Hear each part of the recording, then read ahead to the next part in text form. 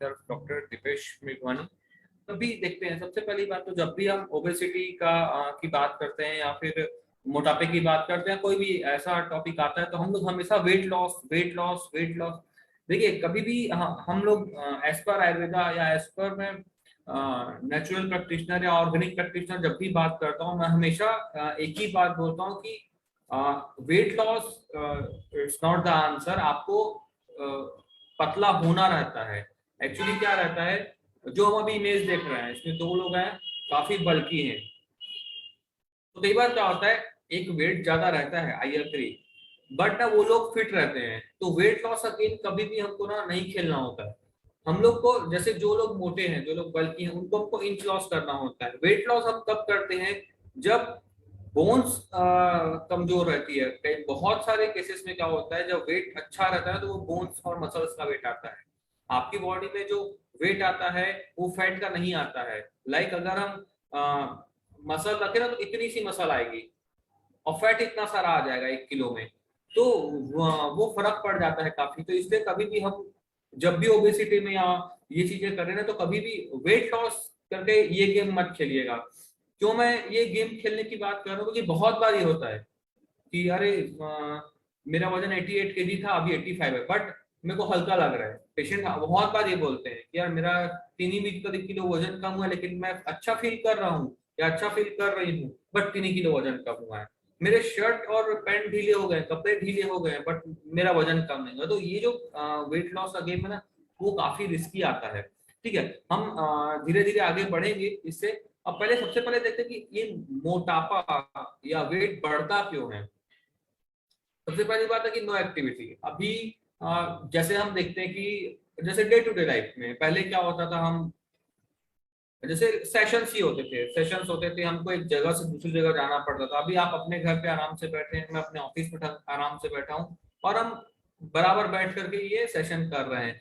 तो ये इनएक्टिविटी जो है ना, यही धीरे धीरे धीरे डैमेज करती है। पहले आप डे टू डे लाइफ से देख लीजिए, पहले हमको गाड़ी स्टार्ट करने के लिए तो पैर से किक मारना पड़ता था। पहले तो लोग लूना चलाते थे या साइकिल चलाते थे, फिर बाइक आ गई, फिर बाइक में किक्स थी, वो किक्स भी हट गई, फिर हम अंगूठे से ही अपना वो इंजन स्टार्ट कर लेते हैं, है ना।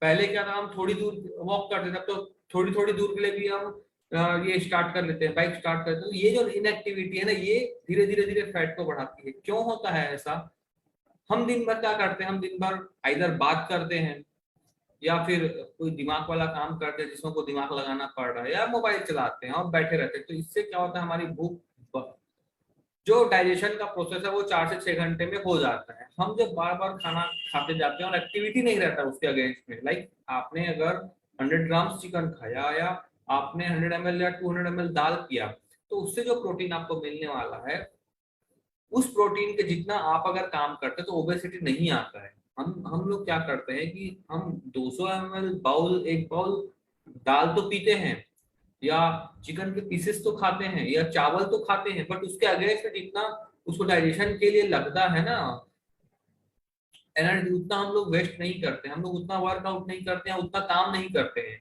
एंड वी आर हम लोग क्या बोलते हैं, दिन भर तो हम काम करते हैं। मैं दिन भर क्लिनिक में बैठा रहता हूँ, 10 से 8 क्लिनिक में बैठता हूँ, फिर लेक्चर्स देता हूँ, फोन में बात करता हूँ, एंड मैं तो दिन भर काम कर रहा हूँ, but that was no activity work, right. मैं बैठे बैठे काम कर रहा हूँ, मैं सिर्फ प्रिस्क्रिप्शन लिख रहा हूँ। ये तो मेरी बात है, हालांकि मैं मुखर नहीं हूँ, बट ये मेरा रूटीन है। तो ऐसे बहुत से लोग होंगे जो दिन भर दुकान पे बैठे हैं या ऑफिस पे बैठे हैं, या कुछ फीमेल्स रहती हैं जो शुरुआत मॉर्निंग आवर्स में ही बिजी रहती हैं, फिर दिन भर घर पे आराम से रहते हैं। ये नो एक्टिविटी में आता है। सेकंड थिंग, हमारा उठना भी डिपेंड करता है। अगर सूर्य निकला हुआ है, लेट अस सपोज सूर्योदय हो गया 6 बजे और आप 10 बजे उठ रहे हैं, तो दैट इज द 4 आवर आपका जो स्लीप है ना, वो भी आपकी नो एक्टिविटी में ही आता है। क्योंकि हमारी जो बायोलॉजिकल क्लॉक है, हमारी जो बॉडी है, एज पर आयुर्वेदा सूर्य के हिसाब से चलती है। आप कभी भी देखिएगा, जो सुबह उठने वाले लोग हैं वो बहुत जल्दी मोटे नहीं होते हैं। सूर्य के समय से जो उठते हैं, सूर्य के समय से जो खाना बंद करते हैं, वो कभी आपको मोटे नहीं मिलेंगे। बहुत rare of the rare case होगा जब वो आपको बहुत अनहेल्दी मिलेंगे, जो सुबह 6 बजे उठ रहा होगा और शाम को 6 बजे खाना बंद कर देता होगा। तो हमारी जो बायोलॉजिकल क्लॉक है वो सूर्य के हिसाब से। तो जो लोग दिन में सोते हैं, दिन मतलब दोपहर में नहीं, जो दिन में भी, जब सूर्य उदय हो गया और सोए हैं, वहां पर भी मोटापा बढ़ने का एक रीजन आता है। सेकंड आता है इंडोक्राइन डिजीज। इंडोक्राइन डिजीज में आप डायबिटीज भी ले सकते हो, थायराइड भी ले सकते हो, आप कोई भी ऐसा जो हार्मोन्स की वजह से हो रहा है, चाहे वो डिलीवरी के बाद हार्मोन चेंज हो तो मोटापा हो, चाहे वो मेंसेस इरेगुलर हो और फिर मोटापा बढ़ रहा हो, कोई भी ऐसा जो हार्मोनल इम्बैलेंस की वजह से आ रहा हो ना, वो आपका मोटापे का कारण बने तो उसको एंडोक्राइन डिजीज बोलते हैं। थर्ड आता है इन हेरिडिटरी डिस्पोजिशन। हेरिडिटरी मतलब जैसे मेरे मम्मी पापा मोटे हैं तो ऑब्वियस है मेरे अंदर भी वो जीन्स आएंगे जो मेरी बॉडी को मोटा करेंगे। जैसे हम बहुत लोगों को देखते हैं, बहुत लोग बोलते हैं कि यार ये सब कुछ खाता है और मोटा नहीं हो रहा, मैं पानी भी पी रहा हूँ तो मेरे को लग जा रहा है। ऐसे बहुत बार हमको सुनने मिलता है कि यार हम पानी भी पीते तो हमारे 1-1 किलो में वजन बढ़ता है, और बाकी लोग मीठा भी खा रहे हैं, चावल भी खा रहे हैं, तो भी वो होता है उनकी जीन्स की वजह से। बहुत से लोगों के मम्मी पापा पतले रहते हैं तो वो पतले ही रहेंगे। अगर हम उनको मोटा करने की कोशिश करेंगे ना तो उनको एंडोक्राइनल डिसऑर्डर्स या लाइफस्टाइल डिसऑर्डर्स आ जाते हैं।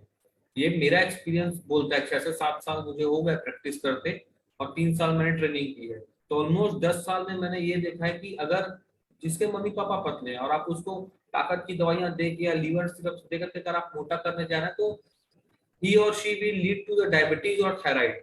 डेफिनेटली होता है ये, क्योंकि उनकी बॉडी ना वैसा फंक्शन ही नहीं करती है कि जैसे उनको मोटा, वो मोटा दिखना चाहते हैं, that is other thing, but जब भी ऐसा होता है ना तो तकलीफ आती है। सिमिलरली जिनके मम्मी पापा हेल्दी हैं, शुरू से मोटे रहे हैं, तो उनके उनके बोन्स भी हैवी रहते हैं।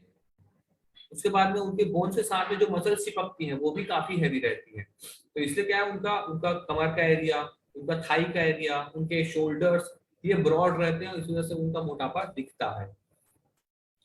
उसके बाद लास्ट है but not the list, unhealthy foods. Unhealthy foods में देखिए अभी हमारे पास ना सब चीजें एक साथ हो गई है। हम घर पे बैठे हैं, हमने जोमेटो से ऑर्डर किया, इवन तो हम चल के या वहां पर जाने की भी मशक्कत नहीं कर रहे हैं, फिर वहां से हमारे पास फूड आ जाता है, कोई बंदा डिलीवर करता है और उसमें भी हम यही खाते हैं, बर्गर चाइनीज और ये सब। लेकिन ये खाना गलत नहीं है। आपको ब्रेड खाना या ब्रेड के बीच में टमाटर और खीरा डाल के खाना गलत है, लेकिन हम जो चीज उसके बीच में डालते हैं ना, या फिर हम उसके बीच में जो सॉसेज डालते हैं ना, दैट हिट्स अस। आप पहले के लोगों को देखेंगे, मैं नहीं समझता कि पहले के लोग बटर नहीं खाते होंगे या घी नहीं खाते होंगे, वो हमसे ज्यादा खाते थे और हमसे अच्छी क्वांटिटी में खाते थे, बट वो फ्रेश बटर था, वो घी था।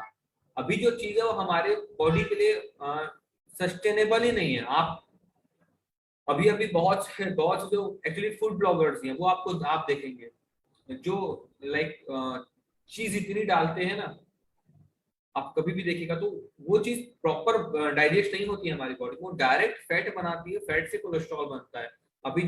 अभी भी आज भी जब हम रिपोर्ट्स मंगवाते हैं तो 30-35 के लोगों को ट्राइग्लिसराइड बढ़ा हुआ है, ये सब बढ़ा हुआ है। ये एक कारण आता है मोटापे का। क्या होता है, जिनके जीन्स हैं, जैसे लेट अस सपोज चारों चीजें एक साथ मिल गई, आपकी एक्टिविटी भी नहीं है, आपके मम्मी पापा या आपके फैमिली भी हेल्दी लोग हैं, उसके बाद आपको लाइक डायबिटीज या थायराइड है ही है, उसके बाद आप अनहेल्दी फूड खा रहे हैं, तो वो ये जो कैटेगरी आता है ना, सीधा 100 किलो से ऊपर की कैटेगरी मिलेगी आपको। वो 100 किलो 120 किलो ऐसे रहेंगे मोटे, और उनकी हाइट हेल्थ भी अच्छी रहती है, तो उनको जल्दी तकलीफें आने चालू होती है। तो ये जो बेसिक 4 रीजन है ना, ये इसलिए मैंने बताया कि आप जब किसी भी पेशेंट को देखने जाएंगे, लाइक आपको जैसे भी कोई भी बोलता है मोटापा, तो ये 4 चीजें टिक करिए। अगर 4 में से 2 चीज भी टिक हो रही है ना, तो आपको उनको हटवानी पड़ेगी।